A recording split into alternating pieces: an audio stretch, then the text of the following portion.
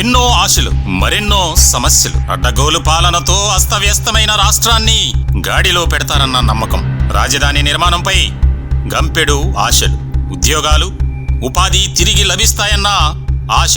సంక్షేమం, అభివృద్ధి సమానంగా అమలవుతాయన్న కోటి కోరికలతో ఆంధ్ర రాష్ట్ర ప్రజలు కూటమిని గద్దెనెక్కించారు. కూటమి ప్రభుత్వం కొలువుదీరి సరిగ్గా సంవత్సర కాలమైంది. మరి ప్రజల ఆశలను, ఆకాంక్షలను తీర్చే దిశగానే కూటమి ప్రభుత్వం పయనిస్తుందా? పేద, బడుగు, బలహీన వర్గాల నమ్మకాన్ని కూటమి ప్రభుత్వం నిలబెట్టుకుందా?